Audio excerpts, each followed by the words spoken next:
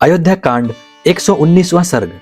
अनसुया की आज्ञा से सीता का उनके दिए हुए वस्त्राभूषणों को धारण करके श्री राम जी के पास आना तथा श्री राम आदि का रात्रि में आश्रम पर रहकर प्रातःकाल अन्यत्र जाने के लिए ऋषियों से विदा लेना।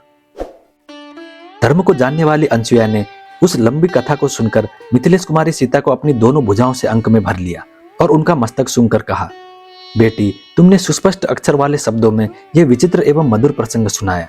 तुम्हारा स्वयंवर जिस प्रकार हुआ था वो सब मैंने सुन लिया। मधुर भाषणी सीते, तुम्हारी इस कथा में मेरा मन बहुत लग रहा है।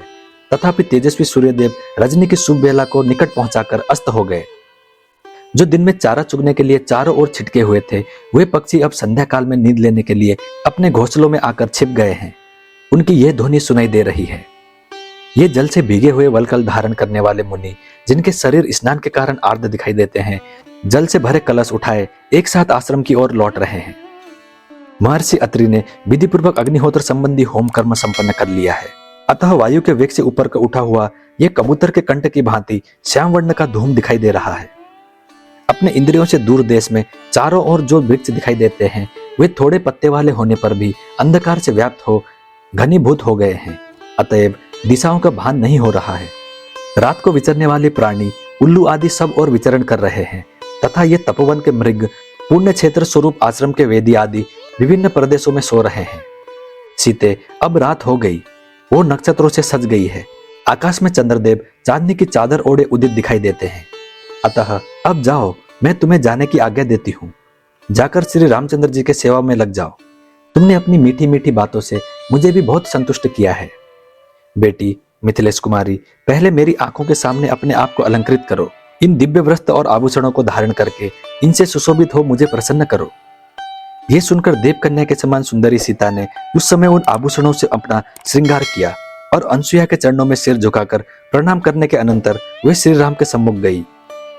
श्री राम ने जब इस प्रकार सीता को वस्त्र और आभूषणों से विभूषित देखा, तब तपस्विनी अनसुया के उस प्रेमोपहार के दर्शन से वक्ताओं में श्रेष्ठ श्री रघुनाथ जी को बड़ी प्रसन्नता हुई।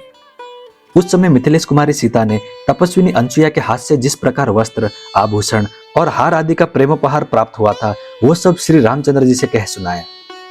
भगवान श्री राम और महारथी लक्ष्मण सीता का वो सत्कार जो मनुष्य के लिए सर्वथा दुर्लभ है, देखकर बहुत प्रसन्न हुए।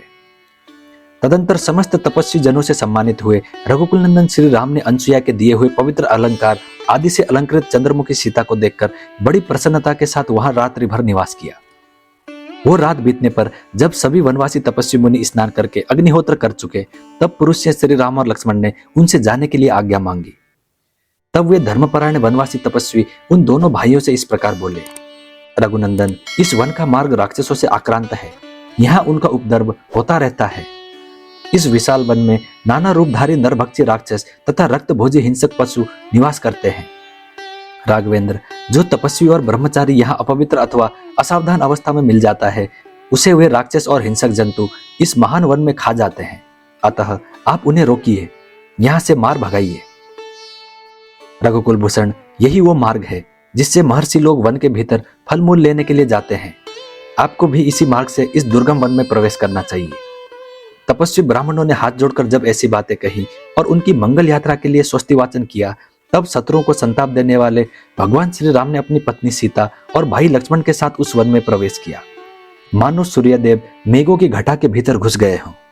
इस प्रकार श्री वाल्मीकि निर्मित आर्ष रामायण आदि काव्य के अयोध्या कांड में 119वां सर्ग पूरा हुआ और इसी के साथ अयोध्या कांड समाप्त हुआ।